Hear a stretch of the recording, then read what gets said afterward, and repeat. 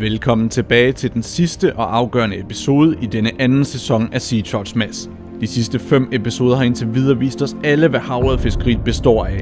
Der har været stor glæde med adrenalinen pumpende rundt i hele kroppen, godt humør og høj stemning.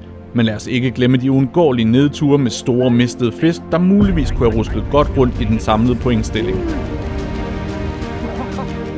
Som det ses på pointtavlen, er der stadig mulighed for alle teams for at indhente meget vigtige og afgørende point, da 4 ud af vores 5 hold stadig mangler at få udfyldt deres top 4 for dag 3. 5 timer er, hvad alle teams har at gøre godt med, inden konkurrencen slutter, og det er herefter, at de vigtige bonuspoint skal fordeles. Lad det bedste hold vinde, og lad os så komme i gang med den sidste og afgørende episode af Sea Trout Smash 2. Velkommen til episode 6, afgørelsens time. Velkommen til afsnit 6. Det er nu, det gælder. Det er nu, det gælder. Efter en håbløs formiddag, så er vi godt nok lidt på hælene. Det kunne ikke have gået meget værre. Nej, det kunne det faktisk ikke. Så vi skal ud og have en stor, og vi skal ud og have nogle stykker. Ja, og vi er kommet ud i regn og blæst igen. Ja, det er skønt. Jeg tror på det her. Ja, det gør jeg også. Altså, det skal vi. Så var vi her jo ikke, jo. Nej. Altså, nu skal vi lige have lidt på tavlen. Skal vi ikke bare sige knæk og bræk? Knæk og bræk, og velkommen til. Velkommen til. Velkommen til episode 6, finaleafsnittet. Vi er stadig i gang med valgfri, og vi er i gang med at fiske den her strækning af, som vi var i gang med sidste gang. Vi er forhåbningsfulde. Vi håber på, at det kommer til at blive okay, og vi har givet den gas til sidst. Lige præcis, og vi skal ud og fortsætte med at give den gas. Vi kan mærke, at vi fanger jo fisk, men der skal slides for dem lige nu, og det er det, vi fortsætter med at gøre. Og vi har heldigvis noget af det bedste af strækningen tilbage foran os nu, så vi håber, vi løber ind i noget nu. Det har vi brug for. Vi ved ikke noget om, hvad de andre teams har fanget. Det er vi selvfølgelig nysgerrige på. Så vi ved ikke, hvordan vores stilling står. Det er jo en del af gamet. Det er jo en konkurrence, og vi håber på hver en fisk, så vi kan ligge os godt i en god placering. Og vi ligger jo på 84 cm for dagen, fordelt ud på 2 fisk indtil videre. Ja. Så vi skal i hvert fald gerne lige have... Vi skal derop af. Vi skal fylde scorekort ud som minimum. Vi har gode konkurrenter, så vi skal give noget gas. Velkommen til episode 6. Sidste episode. Ja. Og vi er stadigvæk frit vand og fisk i. Så vi må selv vælge, om det er kyst, eller fjord, eller en vandpyt. Men vi foretrækker nok en kyst. I dag har vi i hvert fald valgt at satse på den åbne kyst. Ja. Lige her. Lige nøjagtigt. Så må vi se, om det rykker bagefter. Ja. Vi skal bare ud og have dækket noget vand, og så fundet nogle flere fisk. Fordi vi stadigvæk, tror vi. Vi får jo ikke de der rapporter længere, så vi ved ikke lige, hvor man ligger hen. Nej. Nu havde vi jo godt fiskeri i sidste episode. Men derfor kan vi jo stadig godt bruge nogle flere fisk. Lige nøjagtigt. Så nu prøver vi, som Flemming lige sagde, det mere åbne vand, og så giver vi den lidt gas dernede af. Ja. Rundt. Og så hvis det ikke giver noget, så prøver vi noget andet. Men lad os komme i gang. Jamen, velkommen til episode 6, Le Grand Finale. Ja, det lød fedt. Vi har taget fluestænger med ned, og vi håber, for det er jo sidste afsnit. Det er ligesom nu, vi skal slå endnu mere til, ikke også? Så prøver vi i hvert fald. Jeg håber fandme også, de andre har fanget en masse fisk, så der har været noget godt at se på. Det kunne være fedt. Jeg håber ikke, der er nogen, der bare har nulbonget i hvert fald. Men nu prøver vi at se, om det er os, der nulbonger her. Så går vi ud mellem svanerne der. Så prøver vi noget nyt. Der er også folk på den her plads, så det er der alle steder. Næsten alle steder, ja. Det er jo weekend. Team Shimano Gilumis, Savage Gear, 13 Fishing og Team Vestin er alle kommet i gang med de sidste 5 timer på denne afgørende dag. Men hvis vi er helt stille, så tror jeg, at Team Sølv nu er klar til at starte dagen på deres ellers så top hemmelige spot.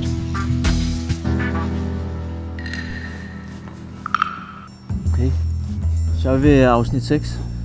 Rigtig hemmelig spot. Et super hemmelig spot. Jeg har faktisk sagt til vores kameramand, at han ikke... Han må ikke afsløre noget som helst. fortælle, hvor vi er henne. Så vi lister os den vej der, så der ikke er nogen, der ser os, ikke?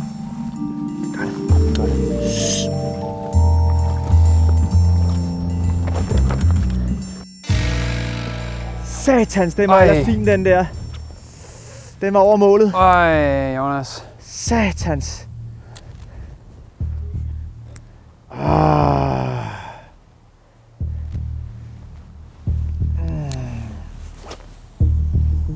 Du kører stadigvæk pil, ikke? Jo. Exactly the same pile as before. Sagomen, den var 45, måske en lille smule mere. Der havde jeg også. Der er fisk herude der. Ja. Og man har tændt nu, Jonas? Ja. Jeg ved ikke, om der er en sten, der ligger lige her, men der er ingen tvivl om, der er fisk derude. Det ser så godt ud at lige lave sådan en... Så er vi i gang med afsnit 6. Kadum. Lige nu der går vi på et meget stort stenrev, som er omkranset af noget sandrev lidt længere ude. Som så løber over i nogle badekar lidt længere ude her. Et par 100 meter nede. Og der satser vi altså på, at vi kan få nogle fisk. Som I kan se, så kan mig og Mads, vi kan godt lide blæsevejr og bølger og farvet vand. Til det fiskeri, vi laver lige nu, mig og Mads, der har jeg valgt at sætte en salty inline på i 22 gram. Så det er utrolig vigtigt, når man fisker sådan noget vejr her, at man har nok vægt på. Jeg ville måske egentlig størrelsesmæssigt hellere have haft en 18 grams på, fordi det virker som om, der er mange mindre fisk også. Men hvis jeg havde en 18 grams på her, så tror jeg ikke, jeg ville kunne fiske den lige så effektivt. Og så må man jo gå op i størrelse. Så det har jeg valgt at gøre nu. Så sådan noget bestillingsarbejde med fisk er lidt hårdt, ikke? Ja. Ja, det er svært. Det er skidesvært.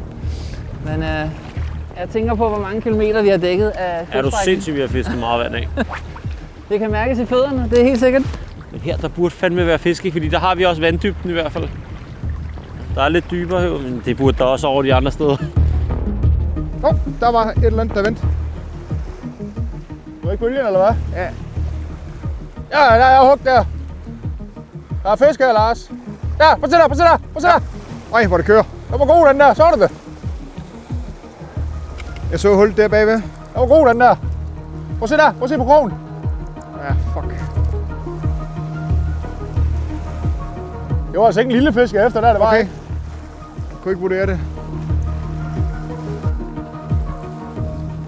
Ja, prøv at se der. Så du det? Jeg kommer lige til den.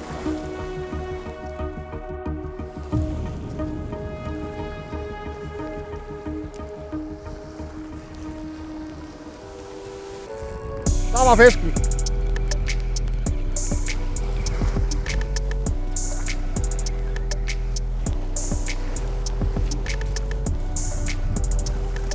Hvad siger du til, Lars? Er den over? Nej. Pis. Kævlig. Til næste weekend bare køre på, Lasse. Nå, vi vil have hug. Nå, men det var dagens første fisk for mit vedkommende, så det... Nu er jeg i hvert fald også i gang, men den skulle lige have været 20 cm større. Jamen tak for det. Så tager vi den store bror nu. Så var det en fisk, jeg havde fat i forrige kast også, for det spændte lige op, men jeg var i tvivl, fordi det blæser så helvede til, og kæmpe linbue og bølger og pisser lort, så det er lidt svært at holde en ordentlig kontakt til havnen. Jeg tror ikke, det kunne være meget fint bare at gå langs med land derinde. Jo, det tænker jeg. Vi skal prøve. Ja. Vildt, vi ikke fanger en falder på det rev her. Jeg siger, så kommer vi også på revtur. Ja, revetur. Revetur. Fin fisk. Fra Danmarks. Ja, tak. Jeg stod bare og tjekkede den. Ha! Grineren. De skulle også være her med de forhold, ikke? Ej, lækkert, mand. It's a pointer. Ja, tak. Sådan der. Yes. Sådan. Og dertil. Den er der. Den er 41. Ja. Fedt, mand. Den løse skæld, hva'? Stærkt. Nice. Godt gået. Ja. Det kører. Så skal vi lige have en til. Ja. Nu ved vi, de er derude, jo. Nå, Flemming, det gav ikke så meget dernede, så du sidder igen i bilen? Ja, der var ikke der var ikke fisk hjemme. Nej. Så vi prøver det gamle sted, vi var. I den tidligere episode? Ja, der var i hvert fald fisk. Ja. Men om de stadig er der, det er så spørgsmålet. Det er rigtigt. Der kunne man selvfølgelig også have kørt ud, så kunne det være, at vi var kommet det rigtige sted hen. Jeg sagde det til dig. Nå, men vi vender lige. Altså, jeg er jo heller ikke på hjemmebane. Nej. Jamen, det er jo også, igen, det er jo lang tid siden, vi har kørt her. Så gik der tid med det. Vi fik noget at bruge tid til. Næverne er lige nu i forhold til, at det er sidste episode, den afgørende, er faktisk overraskende rolig. Der er ikke de vilde nerver på. Vi håber selvfølgelig på den store fisk. At vi ikke smider den igen. Men det skal sgu nok komme. Vi har da gjort rigtig meget for, at vi skulle ramme nogle fisk i hvert fald. Så må vi se, om de er hjemme igen i dag. Team 13 Fishing er nu ankommet til det selv samme spot, som leverede fisk i de tidligere episoder. Forholdene ser lovende ud, og der gik heller ikke lang tid før, at pladsen leverede, og de nu kan nette deres første fisk i dette 6. afsnit. Og Flemming, det var den første fisk. Det var. Så kan det være, at vi har fundet dem dernede. Det må vi håbe. Vi vil bare have en med noget størrelse på. Ja, nu var det jo en undermåler, så der var jo ikke rigtig nogen grund til at måle den. Den var klart under 40. Ja, det var den. Men hvis den kunne gøre os lidt i retning af de andre, så er det jo kun godt. Ja, nej, prøv af. Så går jeg lige bag ved dig, Thomas, og kaster ned af. Ja. Som man ser her, så er der i hvert fald børstorm på pladsen. Jeg kan se, at der er en med i vandet her. Og det kunne jo i hvert fald indikere, at der er nok at komme efter for havørner. Og måske skulle vi lige skifte over til et lidt mørkere farvemønster på vores blink. Bare lige, hvis nu de er begyndt at spore sig ind på det her. Det er de sikkert. Jeg kan ikke forstå, at der ikke har været noget endnu her. Det ser bare perfekt ud. Det ser rigtig godt ud. Så i forhold til alt det, vi har gået og fisket her i eftermiddag, ikke? Jo. Så er det her bare lækkert. Det er egentlig svært at bede om mere her i marts måned. Ja. Der skulle lige være et strejf sol. Ja. Ej, hvor har jeg ondt i mine fødder og ben og tær og alt muligt. Vi skal bare have den store, ikke? Det er simpelthen så sløjt. Og det er jo lige sådan et sted her, man kunne fange den, ikke? Og i de her forhold her. Kom nu! Kan jo også være, at vi kan trick nogen til at hugge, hvis vi trækker den lige ind i sandet. Vi aner jo ikke, hvor mange følgere vi potentielt har haft i sådan noget her. Jamen, vi snakker om, at nu skal vi til at skifte plads. Prøve noget nyt vand. Nu har vi fisket i hvert fald 750 meter vand af nu, eller sådan noget der. Så nu prøver vi at sætte lidt om, og så køre lidt videre og prøve noget nyt vand. Ja, vi skal have prøvet nogle nye rev, eller noget badekar igen. Det har vi haft selv med. Så vi skal lige ind og finde ud af, hvad det er, hvor vi skal gøre det henne. Og også i forhold til køretid. Vi har jo ikke så meget tid tilbage på den her dag, så vi skal finde ud af, hvad gør vi smartest. Så det ligger lige en plan, og så prøver vi et nyt sted. Der må gå en stor ind imellem. Så må det bager eller bræsser. Det gør det jo. Vi så dem jo også i går. At stykket holder på fisk. Der er fisk. Ingen tvivl. I de badekar. De var bare ikke i en hugperiode. Vi skal bare have metal, ja, lige præcis. Der var ikke hugperiode, det var dernede. Det kan være, det er kommet nu. Og begynde at køre alle mulige andre steder hen og prøve at søge store områder igen. Det har vi ikke haft held med. Vi skal ned tilbage til det, vi har fået.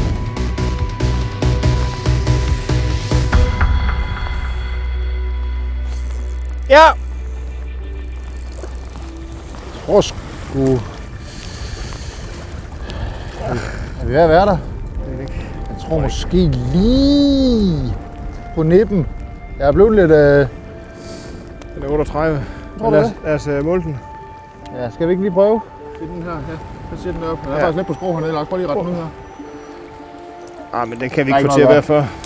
38. Vi ville gerne lige hive lidt i den, så den kunne give sig 2 cm. Men så tæt på.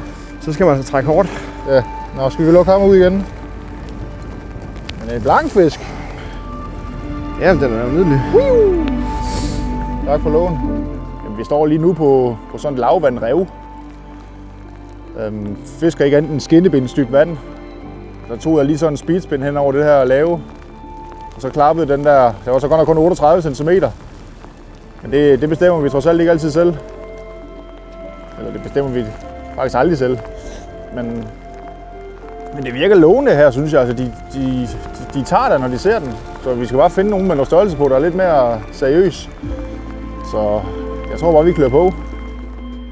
Hvad er det for noget, det her? Det er super forhold og ingen fisk. Det er, hvad det er. Og jeg er ikke fan. Det er altså tungt. Nu har vi gået det væk. 1,5 kilometer eller sådan noget. Bare pumpe. Jeg tror ikke engang kan gøre det, sådan kan det. Du åbner den store havredbog, så er det jo lige dag, vi skal fange en stor en. Ja, det er gode forhold. Det gør de ude at rejse. De ikke her i hvert fald. De er over på Sjælland. Ja. De andre teams, de står og vælter sig. Det tror jeg ved det. De har det for godt derovre. De har det alt for godt. De ved slet ikke, hvor nemt de har det. Nej, det er bare lige, et par kilometer tilbage til bilen og så videre.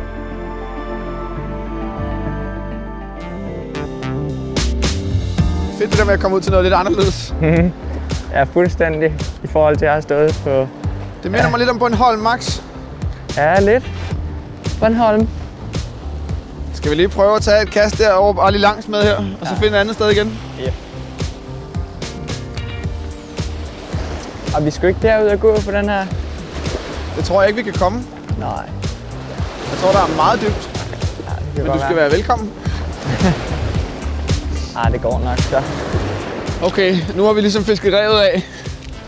Det store rev heromme. Og nu kommer vi til lidt sandbugt, og Max han går og fisker ned i sådan en lille badekar, der er hernede. Men jeg tror, at vi skal videre. Det giver nok god mening. Der står godt nok 7 mand ude på spidsen derude, men det er søndag. Der er mange mennesker ude at fiske. Nå, det var fedt at komme ud og prøve en ny plads. Og der var også en lille fisk. Og der var nogle ret fede forhold, vi fandt faktisk. Så nu prøver vi at køre lidt længere op ad kysten, hvor der burde være nogenlunde de samme forhold. Men en lidt bedre vind til flue, så kan det være, at vi kan komme ud med den. Jamen, nu er vi kommet ud til den nye plads, og der har vi taget fluen med. Og det var det, du snakkede om. Ja. Og det var det, du snakkede om i bilen før. At nu giver vi den gas her og prøver noget helt nyt. Vinden kommer fra højre, og vi skal kaste over den anden skulder. Måske skulle vi have taget spændstænger. Nej, nu prøver vi. Nej. Giver vi den gas. Også for langt tilbage til bilen. Ja, vi har gået et godt stykke. Ja. Ikke så god start på det nye sted. Der er rimelig grumset, og vi kan prøve at gå så langt ud vi kan, men der er stadig grumset. Der står godt nok nogen helt ude på en spids og fisker med spind, men det her det kan ikke lade sig gøre. Så vi prøver at komme ned og se, om vi kan finde grænsen her et eller andet sted, hvor det går. For det ser ud som om, at der kommer mere klart vand dernede i bunden af svanerne. Så nu prøver vi lige at gøre et eller andet i hvert fald, nu når vi er gået så langt. Nu må vi lige se, om det går. Men det er meget hyggeligt, det er flot. Flot natur hernede. Det er fedt. Men jeg håber virkelig også, sgu de andre de har ramt den rigtig godt, fordi det kan godt være, at det er en konkurrence, men alle skal stadig have det sjovt. Det kunne være fedt. Fedt, hvis der var blevet fanget en eller anden kanon stor fisk. Altså, det er ikke noget, der sker så tit. Så tænk, hvis man kunne fange sådan en konkurrence her. Så er det også okay, hvis det ikke er os. Jeg tror faktisk, det bliver rigtig sjovt. Og jeg glæder mig rigtig meget til at se, hvad der sker, til vi får resultatet at vide. Fordi jeg tror vi ligger okay. I hvert fald med den store blankfisk fra forrige episode. Men det har også været hårdt. Det har været hårdt på en fed måde, det her med at stå så tidligt op. Fordi man er selvfølgelig vant til at fiske, eller jeg er i hvert fald vant til at fiske. Det er Max også. Jeg tror, Max han fisker endnu mere, end jeg gør. Men når det er så hardcore her og koncentreret med tidligt op flere dage i streg, og bare komme ud og finde noget, det er et perfekt tidspunkt, udover at man selvfølgelig lige rammer ind i en masse mennesker, når vi er i weekenden og i påsken. Men jeg er meget spændt på, hvad der kommer til at ske. Så ved jeg ikke helt, hvilken flue jeg skal sætte på. Jeg kan godt forestille mig, at det skulle være noget pink. Du prøver et eller andet helt anderledes. Noget som fisk, det er en stor form. Noget som fisk, ikke set. Jamen, det går... Thomas, han har lige taget den der undermåler der. Og ellers så er vi bare på vej ned ad det her stræk her for at finde den stime, som vi har fundet tidligere. Vandet er også sten herinde, og det er også blevet varmere, vandet, så jeg ved ikke om det her. Der er nok cirka 2,5 timer igen. Vi skal snart til at have en fisk. Vi er i hvert fald max friske på at give den absolut sidste skud. Vi har lige knap et par timer, og vi har knoklet, og vi har vadet, jeg ved ikke hvor mange kilometer. Jeg ved ikke, om man kan høre det, men bølgerne omme på den side, de er vanvittige. Der er 1,5 meter høje bølger eller sådan noget, ikke?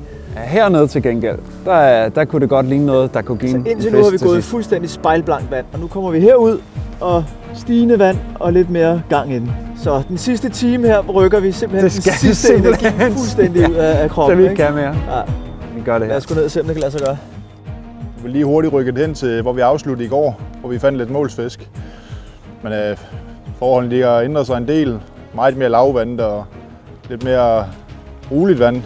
Er det jo nærmest fralandsvind nu? Ja. Det ser ikke super ud. Det er ikke forhold til i går da. Jeg kan ikke lade med at tænke på, om vi spilder tiden, om vi hellere skal... Ja, jeg tror også bare, det er et par kast mere, og så er det bare afsted igen. Hurtigt overstået. Men det er jo meget fint, at man lige giver en par kast, så kan man lige dyppe den ud, så man laver sig senere. Jeg kan mærke, at jeg skal grave dybt i posen for at sige noget energisk nu. Lige nu ser det ud til, at Team Savage Gear er kommet i problemer, da deres succes fra de 2 foregående dage er vendt fuldstændig rundt på hovedet. Og det giver de andre teams mulighed for at komme op på scoreboardet ved at indhente vigtige point. Fiskeriet viser sig lige nu fra sin sværeste side blandt vores 5 teams, men pladsskiftet hos Team 13 Fishing begynder nu for alvor at give pote.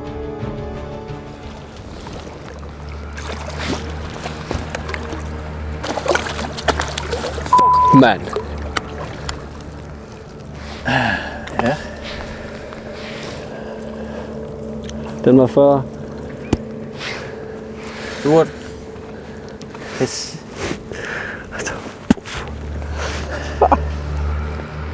Nej. De er herovre. Lige nu tror vi har en time eller sådan noget igen. Vinden er taget til, der regner, og jeg har smidt en fisk, der var omkring de 40, og Thomas havde en undermåler. Så vi har en time, og vi skal bare finde den fisk. Den ene fisk, så vi i hvert fald kan melde et eller andet ind i dag. Det er vi simpelthen nødt til, så vi er nok ved at være lidt presset. Det ser sort ud. Det ser rigtig sort ud. Det er ikke helt gået, som det skulle. Vi håbede på, at vi kunne ramme den igen hernede, men forholdene har ændret sig totalt siden sidst. Højvand blæser en del, og det regner. Og så er vandet blevet meget varmere, imens vi har været faktisk. Og det har tydeligvis ikke været en god ting for pladsen. Det ser sort ud lige nu. Sådan er det jo. Det kan vi ikke rigtig køre fra alt til. Så har vi skiftet plads tilbage. Stort badekar ude foran os. 2 timer tilbage. Så vi har lidt travlt. Vi skal se, om vi kan nå at forvente skuden og få nogle flere fisk. Vi har været på den her plads før. Nu prøver vi lige igen. Desværre der er endnu mere vand, der er forsvundet nu. Det er svære forhold. Men vi tror, fisken er, så nu prøver vi lige det sidste skud her. Vi har meget lavvand i dag. Ja. Det er vel i hvert fald 30 cm under normal vandstand. Så vi prøver. Vi må se. De er derude. Det er det helt sikkert. Undskyldninger der er i hvert fald nok af, ikke, Mads? Men vi har så fanget en anden ude i vandet, og så har den lykket rundt om en sten derude. Det er skide smart. Så kan vi stå og trække om kappen. Prøv du at hive nu. Men det kunne være, hvis jeg slipper, og du kunne trække lavnen ind. Nej, det skal vi lige prøve det? Der kom den. Ja, det er fordi, jeg giver linje jo. Nej. Jo. Nå. Den kører bare ind her. Den er stor. Den er stor.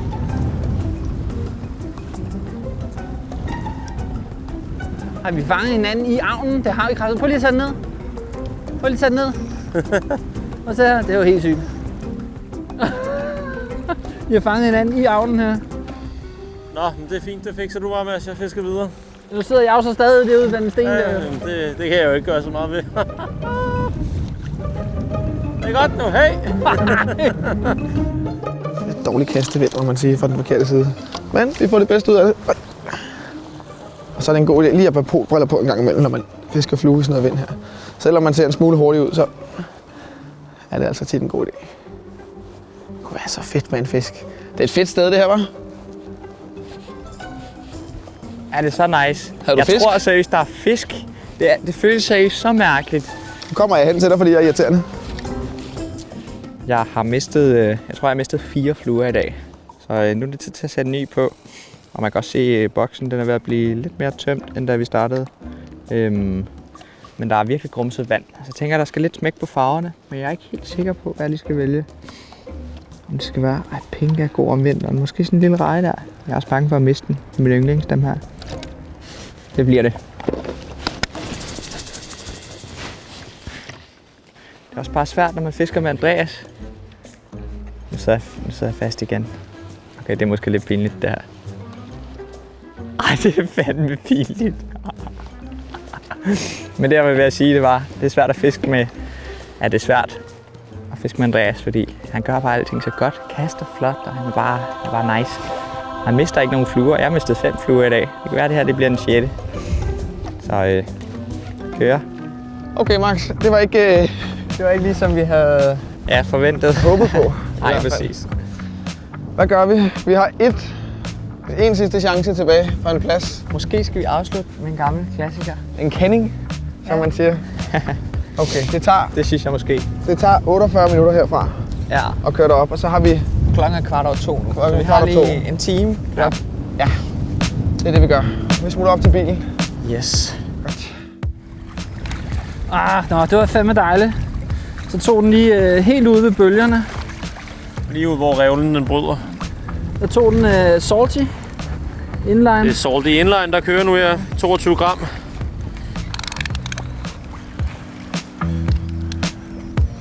Det er for 40. Den strækker sig lige op på 40. Det er perfekt. Det er en 40 fisk igen. Ja, det var dejligt en målfisk. Ja, for fanden, mand. Hvornår de store kommer, det er ved sådan lidt i kris over her, men det er da dejligt med en fisk. Det er skide godt. Super fint. Stærk masse, mand. Sådan. Hvad var det? Det er så tredje fisk. Vi var på 84 cm før, og 40 cm. Lidt hurtig hovedregning, det får mig op på 124 cm totalt nu på 3 fisk. Så det er jo fint. Nu skal vi lige have en til i hvert fald, og forhåbentlig også nogle flere. Så ja, det er fedt. det var faktisk meget sjovt, den fisk Mads lige fik her, fordi vi gik lige og snakkede om, hvis man kigger længere ud her, så kan man se, at vi har en sandrevle ude på den modsatte side. Men lige ude foran, hvor vi står, der bliver revlen, den bliver markant lavere. Jeg vil tro, der er ikke dybere end sådan her ude på den sandrevle. Og der, hvor du har de der, der hvor revlen bliver så lav derude, så kommer der også en meget mere markant og stejl kant, når du kommer ned i badekarret. Og det gik mig og Mads lige og snakkede om, og så har vi endnu længere ud i badekarret for at prøve at nå det ud. Mads tager et kast, og så sad den der. Og nu skal vi lige, vi kæmper lidt med vinden, det er lidt svært at få den ud, så vi skal lige have nogle flere kaster ud og se, om der står en til. Jeg ramte muren. Jeg er fuldstændig færdig nu. Puha. Så har vi lige gået sådan 1,5 kilometers penge her til sidst på de her rullesten uden så meget som synet af en fisk. Så må det være nok. Ej, det var ikke det, vi håbede på. Det var det sgu ikke. Jeg havde lige satset på lige at kunne slutte af med den fisk herinde. Det skulle sgu ikke være. Det er saftsus med kras, det her, Lars. Det kan godt være, hvis ikke det havde været afsnit 6 og afgørelsens time, at jeg havde fundet en sofa i stedet for at tæppe så en kop varm kakao. Det blæser bare en pelikan og regner, og vi sørger med både. Vi har bragt os i den situation, at ligesom i sportsturneringer, at vi er sådan lidt meget afhængige af nogle af de andre hold, at der er nogle point, der bliver fordelt lige, og nogen, der spiller uafgjort og sådan noget. Det er ikke så rart, at vi kan selvfølgelig selv gå ud og afgøre det nu, hvis vi fanger de fisk, vi skal. Men ellers så er vi sådan lidt overladt til nogle regnstykker, tror jeg. Ja, fisk! Herinde! En undermåler! Eller hvad? Jo. Lige slut 30. Der var flere, jeg havde flere på dem. Sidder lige fint til det her. Så, whoops! Så jeg havde lige flere kontakter. Jeg tror faktisk lige til at starte med, det var måske en af planterne, fordi det er altså minus 50 i vandstand lige nu. Og vi har 15 meter lige i snotkassen. Så det kunne godt være, at bølgerne lige går ind i en plante, men det var fisk. Så nu klør vi på.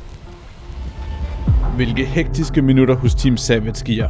Med et hurtigt kig på scoreboardet er det tydeligt, at selvom Team Sølv har formået at lande dagens største fisk indtil videre, skal Savage Gear i princippet kun bruge 2 fisk på 40 cm for at slå dem i begge kategorier. Dette vil sikre dem vigtige point, der muligvis giver dem sejren i sidste ende. For at gå fremad. Ja, fisk! Den er bedre! Den tror jeg skulle måske... Eller blev jeg i tvivl? Eller hvad? Nej, heller ikke. Den tog bare så hårdt. Også en slut 30 her. Det er også utroligt her, slutningen af marts, at vi har været på kysten en hel dag. 9-10 stive timer, og vi kan ikke få en fisk over målet op. Det er en forkert dag at trække en 0 på, altså. Jeg er ret sikker på hernede, også på den her årstid, det er det samme som det, vi oplevede tidligere med de her store stimer. Men her der har vi ikke lige så let ved at se fiskene, fordi der er lidt mere vind selvfølgelig, hvilket nok er godt. Men selvfølgelig tror man rigtig, rigtig meget på det, når man ser fisk i overfladen. Så er de der jo for delen. Så er der fisk. Altså Max han har også fået fart på ned til det gode. Det er godt. Så håber vi, han fanger en. Men det har været en hård eftermiddag indtil videre med med en plads, og så kørt i lang tid for at komme op til den sidste her. Og tiden render også lidt fra os, men...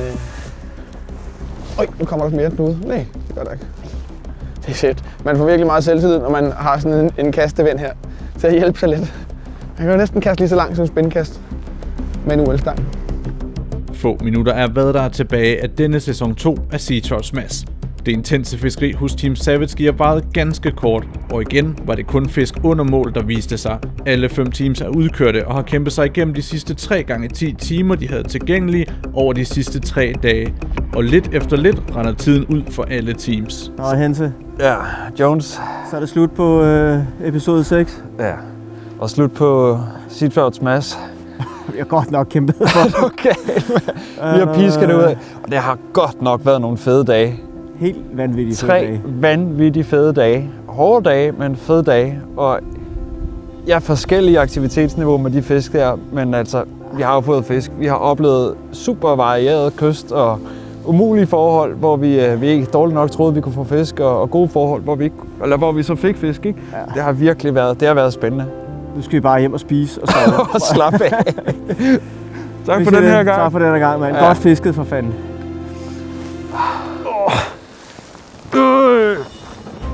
Den er 16:29. Uha. 1 minut. Så det har ikke været nogen sådan prængende eftermiddag. Nej, det har ikke været det vildeste. Men vi har fået fisket en del vand af. Det har været hyggeligt, selvom det har regnet en del. Ja. Men ikke lige den helt store finale, vi havde håbet på. Nej. Men altså... Men det har været skide sjovt. Ja. Men kæft, hvor har det været fedt. Jeg skal bare hjem og sove. Hvad siger du? Jeg skal bare hjem og sove. Lige af bad. Så skal jeg bare sove. Jeg sover i en uge eller sådan noget. Pis. Det var det. Godt kæmpet. Det var godt kæmpet. Til sidste kast jo. Ja. Det har været fedt. Det var spændende. Det var sjovt. Det var pissegodt. Pissegodt. Koldt. Hektisk. Ja. Lange dage. Lange dage. Ja. Masser af hygge. Masser af hygge. Glæder mig til at se, hvem der vinder. Ja. Eller hvordan det bliver. Det var det.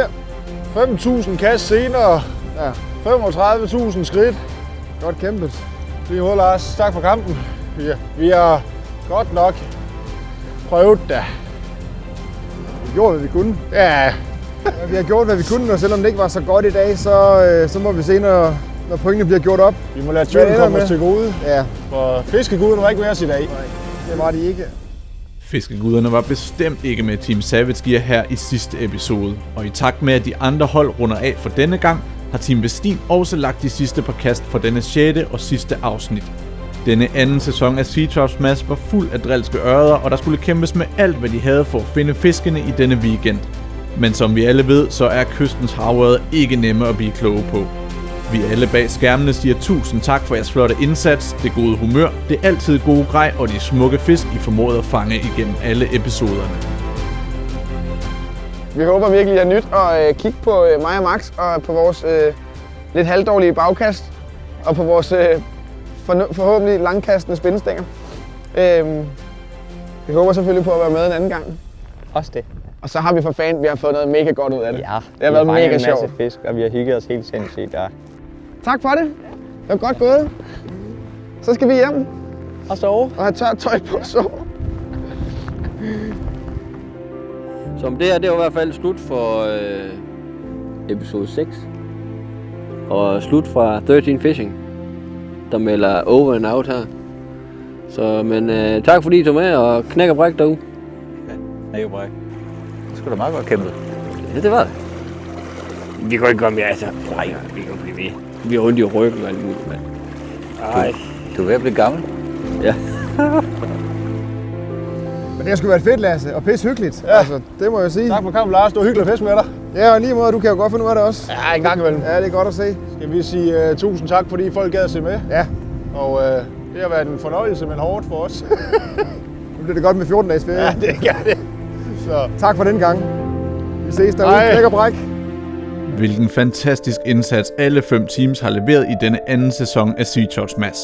Man kan vist roligt sige, at alle hold har haft deres op- og nedture, som gør, at scoreboardet nu bliver ekstra spændende at følge i takt med, at bonuspointene skal fordeles. Vi er nemlig kommet til det tidspunkt, hvor vi skal have fundet en vinder af denne anden sæson af Sea Trouts Mads. Hvis vi starter med at tage et kig på fordelingen af pointene fra denne dag 3, kan vi her se, at Team 13 Fishing gav de andre 4 teams baghjul, og det sikrede dem hele 10 point for dagen. Deres fantastiske afslutning gav dem en førsteplads i begge kategorier med en top 4, der lyder på 190 cm og 5 fisk over mål. Super comeback af Flemming Winther og Thomas Graversen, der sikrer dem en værdig afslutning på denne sæson. Team Sølv fik en tæt på ubeskrivelig start på denne dag med en kuglerund overspringer på hele 66 cm. Ubeskrivelig flot fisk, der var en pragt eksemplar på, hvordan en havørred skal se ud. Desværre for de 2 sølvgutter var dette den ene fisk, de formåede at lande over mål denne dag, og oplevelsen var bestemt større end de tildelte point, da denne fisk alene kun leverede 4 point for dagen og giver dem en samlet score på 16 point.